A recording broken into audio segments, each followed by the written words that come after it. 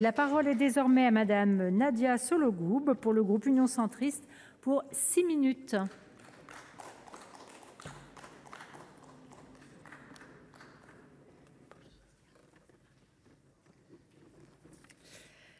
Madame la présidente, monsieur le ministre, mes chers collègues, le 1er décembre dernier, je présentais devant ce même hémicycle le rapport pour avis de la commission des affaires sociales sur le programme 177 hébergement, parcours vers le logement et insertion des personnes vulnérables. Les auditions ayant permis d'établir ce rapport avaient été édifiantes et sans appel. La situation est dramatique et s'aggrave, ce que chacun de nous peut constater puisque sous nos yeux, chaque jour, partout en France, des hommes, des femmes, des enfants passent la nuit dans la rue. Nous étudions aujourd'hui une proposition de loi qui vise à faire établir un décompte annuel des personnes sans abri dans chaque commune, ce qui permettra la remise d'un rapport au Parlement afin d'évaluer et planifier les politiques de prévention et de lutte contre le sans-abrisme. Un dispositif appelé Nuit de la solidarité a été mis en place durant la nuit du 26 au 27 janvier 2023 dans 42 communes.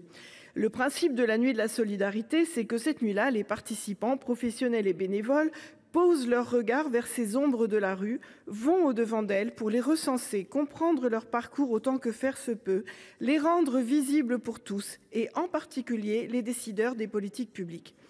Évidemment, les associations et les travailleurs sociaux font par ailleurs au quotidien cette démarche empreinte d'une grande humanité et c'est l'occasion pour moi de saluer leur travail.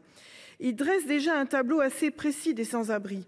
Des publics qui évoluent, de plus en plus fragiles, de plus en plus précaires, des profils psychologiques, parfois sans situation administrative, de plus en plus de personnes âgées et, le plus terrible, de plus en plus de familles, dont des enfants.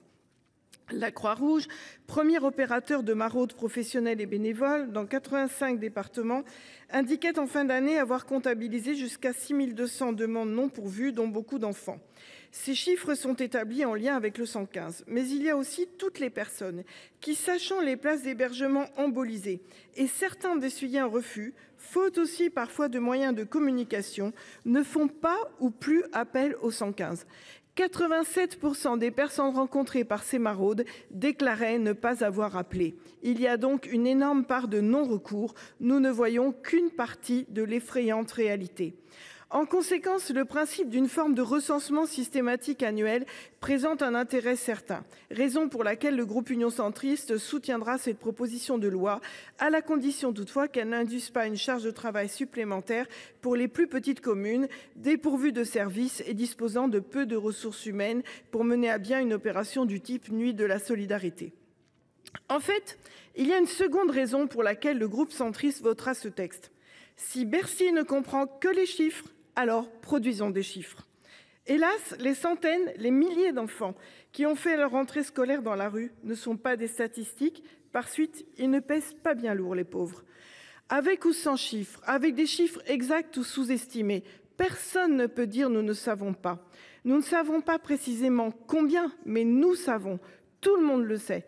Et nous ne devrions pas avoir besoin d'aller compter ces malheureux pour obtenir les moyens nécessaires pour les mettre à l'abri. Actuellement, il y a un tel écart entre l'offre d'hébergement d'urgence et les besoins que des systèmes de priorisation qui sont en fait du tri se mettent en place. On nous a parlé d'une ville dont je tais le nom où il n'y a de place que pour les femmes battues ayant porté plainte et menacées de mort. Tous les autres demandeurs sont refoulés et cela aussi, tout le monde le sait. À ce stade, je souhaite faire mention des travaux en cours menés par la délégation aux droits des femmes sur le sujet spécifique du sans-abrisme chez les femmes. Ils seront une contribution précieuse afin de cerner un phénomène social en pleine évolution qu'il est essentiel de comprendre. Nous le savons, le secteur du logement subit une crise majeure. Ceux qui voudraient accéder à la propriété, faute de pouvoir le faire, embolisent le secteur locatif. Ceux qui sont dans l'hébergement d'urgence, même lorsqu'ils travaillent, ne peuvent pas accéder à un logement social et restent bloqués parfois des années dans ce qui devrait être une solution transitoire. Et ceux qui sont dans la rue y restent, faute de place, s'enracinant dans la pauvreté. C'est une des raisons pour lesquelles il y a plus en plus de gens dans la rue. Il y en a d'autres. Certes, il faut comprendre et analyser, mais il faut surtout faire vite et se donner des moyens. Et pourtant, la volonté politique n'est pas là. Des places supplémentaires d'hébergement d'urgence ont été ouvertes, mais pas à la hauteur des enjeux. Force est de constater que l'État n'est pas à ce rendez-vous. Pour cette raison, le Sénat a refusé de voter au mois de décembre 2023 pour l'année 2024 les crédits d'un programme 177 manifestement insincère et d'une criante insuffisance. Faire reposer la prise en charge de cette catégorie de population sur un tissu associatif au bout de ses capacités, ce n'est pas raisonnable. Les associations sont le dernier filet de sécurité face au sans-abrisme, mais il est en train de craquer. Et quand ce sera arrivé, que se passera-t-il ?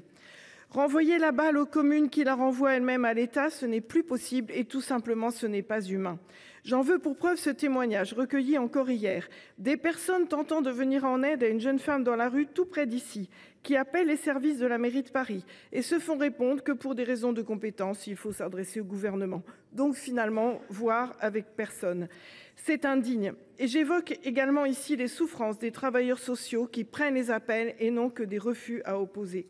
Alors oui, je vote pour qu'on puisse avoir en main un rapport chiffré à agiter comme un chiffon rouge. Je vote pour qu'on puisse enfin travailler à la prévention. Je vote pour qu'on arrête de faire semblant. Je vous remercie.